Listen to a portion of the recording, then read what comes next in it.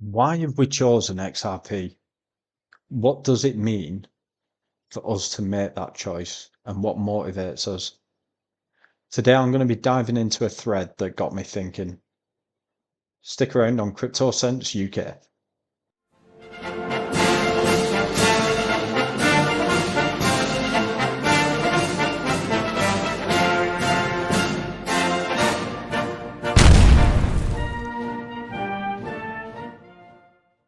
Hi everyone, welcome back to Crypto Sense UK. Today, we're going to be going through a thread I saw on X that really got me thinking about why I got invested in it and why do I believe so much in the future of XRP. Now, this was posted by @BRITTO, XRPL, creators of the BRITTO meme coin, and they pulled this story from one of the guys who shared the story with them. But it really got me thinking. It got me thinking, what does investing mean? And also, why is there such a belief for the people who truly do their research and look into the future of finance with the digital asset XRP and what Ripple are doing with it? Why do we believe in it so much? How do we hold our convictions when the market's going up and down? What motivates people to sell? And what motivates the diamond hands to never let go of their digital assets? And I thought we could just read through this thread and I'll give my perspective as just a regular bloke that kind of came across digital assets kind of out of nowhere without being prompted. And I'll give you a little bit of background to that. All right, but let's dive into this story, okay? So, and I think this is why it resonates with me. It seems like I'm on a very similar trajectory to the guy who shared this story. Okay, he says, by 33, I hit rock bottom. I blew my 20s chasing experiences and ignoring reality. When I stopped to look around, I realised no savings, no real skills, and no plan for the future. Terrified and furious at myself, I decided to change everything. That's when my brother mentioned crypto, and XRP caught my attention. Fast forward to today, I'm financially literate, a proud XRP holder, and part of the BRITTO community. This is my story from fear to freedom, one token at a time. Okay, why did this thread catch my attention? So I'm going to be 36 this year, and I spent the entirety of my young adult life, and I'm still serving now, in the British military. Now, in my late teens and early 20s, in between going to Afghanistan on tour, where I've been 3 times, Iraq, multiple deployments overseas. The time spent in between when I wasn't training for those deployments was a truly hedonistic lifestyle. And I suppose looking back, people say you look back and you've got no regrets. But for me, I think there is parts of it I regret. Like I've started on this journey a lot later than, especially when you get into the communities of the meme coins and stuff, and you see how young some of these guys are. Maybe my experiences have made me a bit more tempered and have given me the ability to think things through a bit more logically these days. But still, yeah, I spent my 20s pretty much on a pathway that was not self-destructive, but it just wasn't going anywhere. I was very focused on my military career, and in between that, I was focused on blowing whatever money I had. I suppose I just didn't have a plan going forward, and I think this is common with a lot of people my age. A lot of people kind of in that late Gen X, early millennial kind of generational change. Right, let's read further on and we'll discuss his next point as well. Okay, so he says, by my early 30s, I realised I'd wasted my 20s chasing fleeting experiences while ignoring the reality of my future.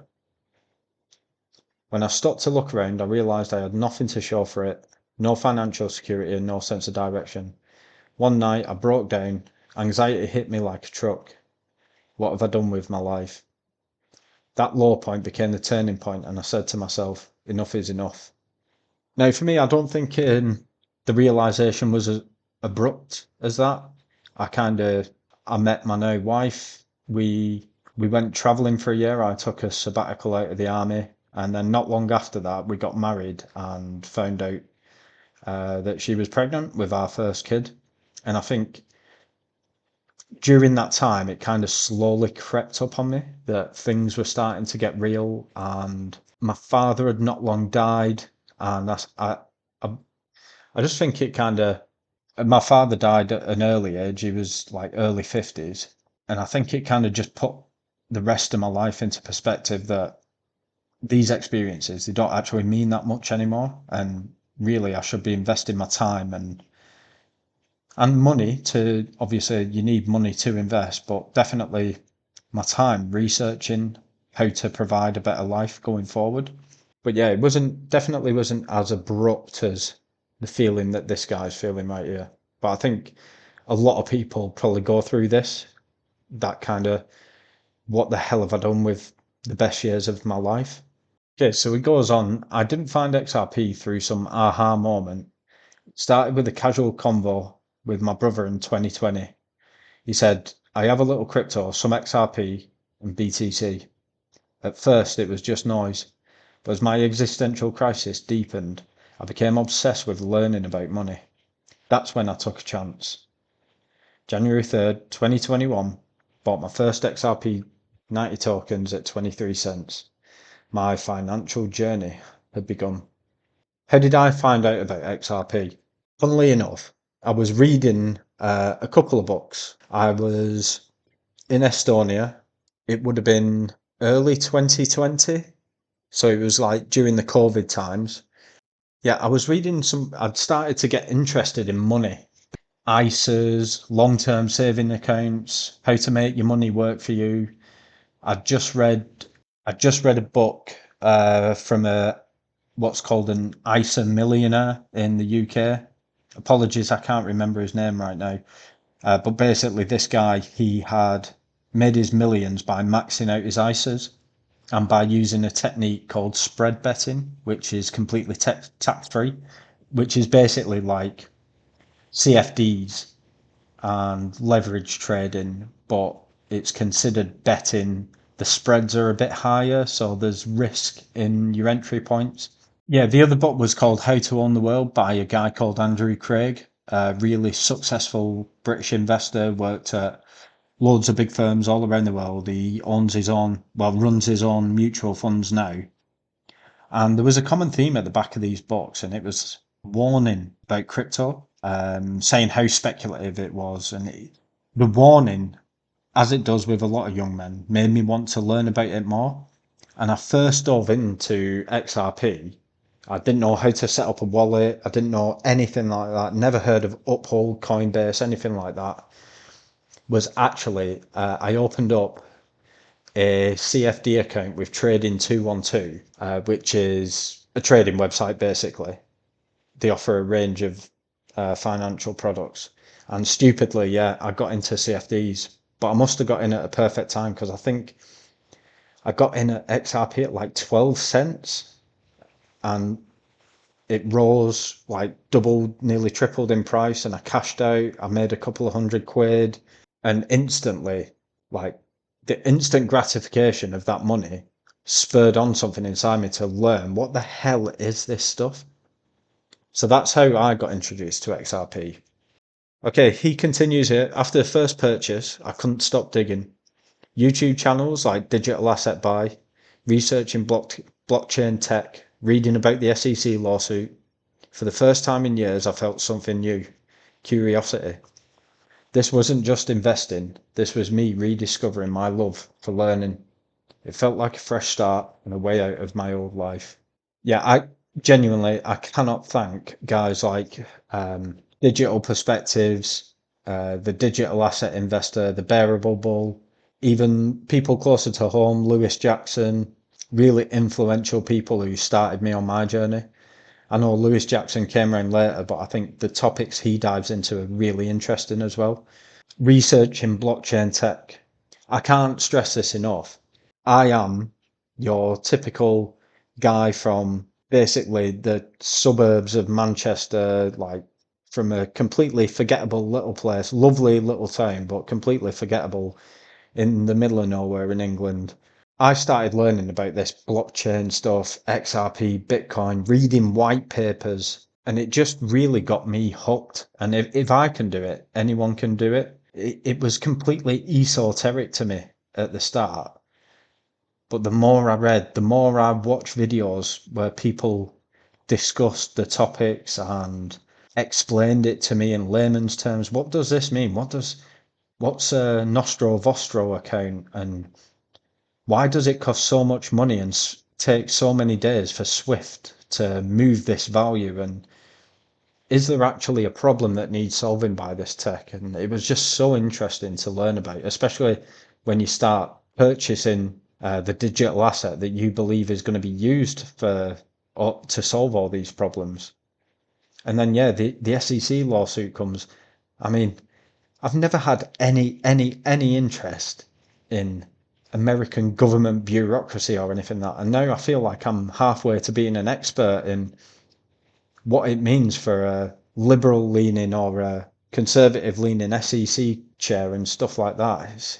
It's really broadened my horizons, and I'm sure it has for the rest of us as well. Yeah, curiosity is kind of a kindred feeling, I think, between a lot of the people in the digital asset space. He says, I'll never forget the first time my XRP portfolio hit $10,000. For someone like me, little money, burned out, and playing catch up, it was surreal. It wasn't about the money itself, it was about what it represented, proof that I was capable of building wealth. Did I celebrate? No. I stared at the screen feeling a mix of pride and disbelief.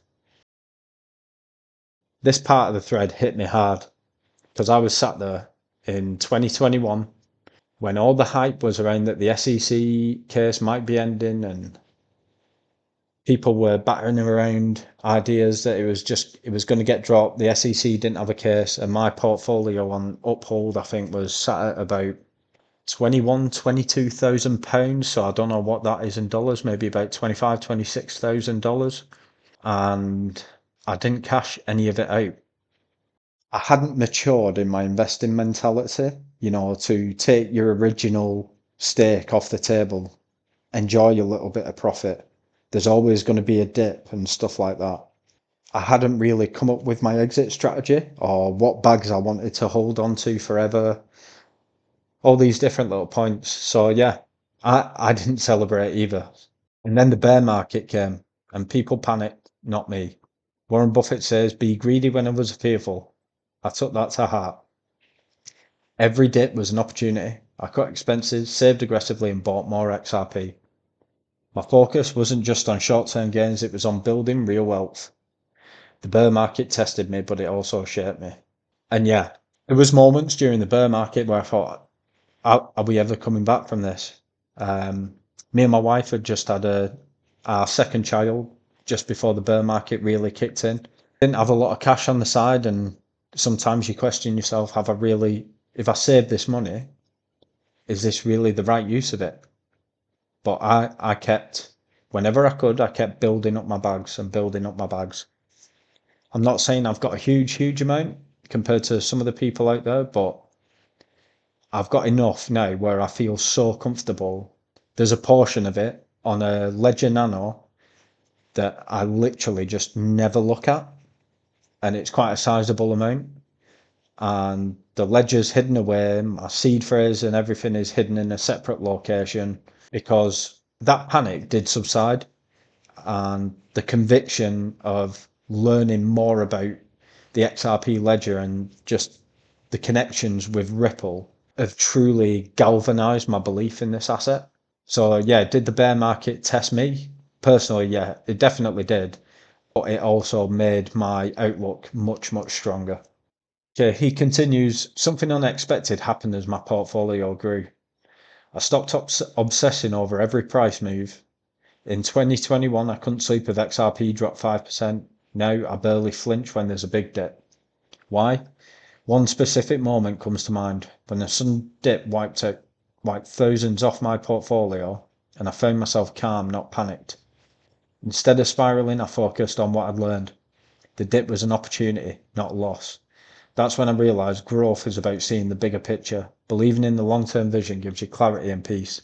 Yeah, and I think what else goes along with this is I feel like maybe it's a rite of passage for people who haven't got a lot of money and they're trying to make a quick buck, is like chasing those quick gains. 99% of the time it just doesn't work, and the everyman isn't going to win against the system. I've lost small portions of my bags to leverage trading, making that mistake in the past, something that I'll never ever do again.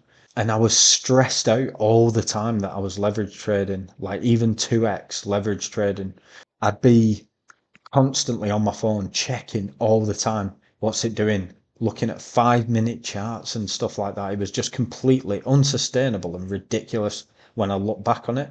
Now, XRP could have a 50% move to the downside and just don't care.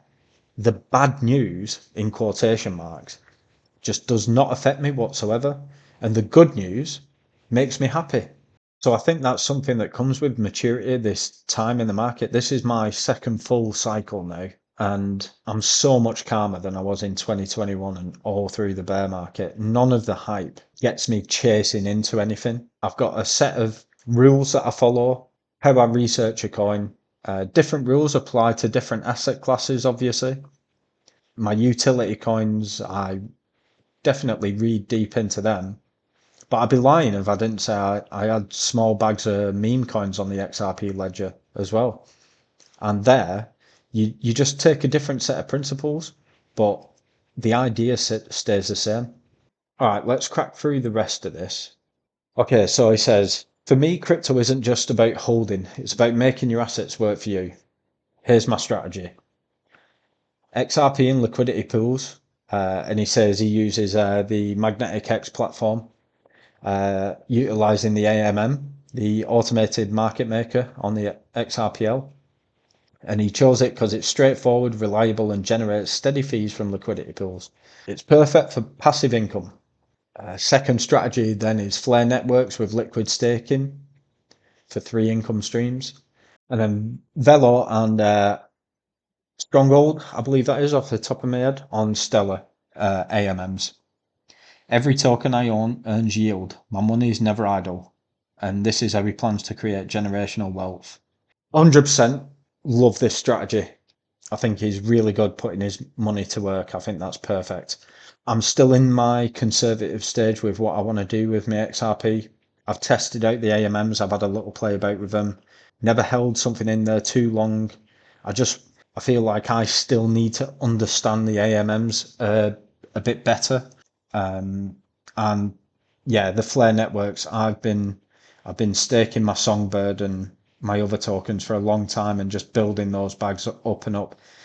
Unfortunately, a while ago I had to kind of sell a portion of my Songbird bag to unlock some other funds, but that's kind of building back up now, and that is a true key for what wealthy people do. They put their money to work. My really, really conservative saving plan is in a small amount of cash in cash ISAs, so they're tax free, high yield compared to the rest of the British market. High yield cash ISAs is what I use to generate a bit more steady income and kind of a rainy day fund. I'm just not 100% convinced yet that I know enough about the AMM to start unlocking that income stream with my XRP bags. And he said, so he goes on here and he says, why won't I sell my XRP? Simple, I don't need to. XRP is more than just an investment to me, it's a personal reserve asset. With its unparalleled liquidity, global use case, and potential to generate passive income, XRP is my foundation for financial freedom. It represents long-term security and the freedom to build wealth without selling the core asset. Instead, as soon as real utility arrives, I'll use collateralized loans, leverage staking protocols, and massive income while holding. XRP is my personal reserve asset. It's not just an investment. It's the foundation for financial freedom. You can see this guy's conviction in his play coming through the screen through these words, and I couldn't agree with him more. All of his statements about how XRP will be used are, in my opinion, true. And I think how he's going to leverage this asset is exactly from the same playbook that I'm going to use. And this isn't financial advice for anyone else, but I think this guy's story mirrors my investment strategy, the history of how I got into XRP very, very closely. And I can see this resonating with a lot more people. So I'd urge you to check this thread out, please. Okay, and he goes on to meme coins here a bit as well. Now, I'm not going to share his thoughts about meme coins. I think meme coins are highly speculative asset, and everyone should just stick to their own plan. I'm definitely going to dive into them a bit more in the future. Just for complete clarity, I own some BRITTO as well. I think they've got a really good narrative with Arthur BRITTO being one of the kind of more mysterious figures around the XRP ledger. And they're doing some interesting things with NFTs and kind of giveaways and stuff like that. So go and check BRITTO out. Go and check this thread out. If you like more content like this, like the video, subscribe, share it with everyone you know. Let's get the word out there about the XRP ledger and just how life-changing this opportunity could be. And you never know. I mean, there's always going to be the next opportunity around the corner, but is this the last opportunity potentially that we can spread the word about XRP? Everyone, please comment down below. Let me hear your stories as well. It'll be really interesting to see how everyone else got into XRP. But that's all I've got for you today. I'm going to love you and leave you there. As always, I'll see you in the next one.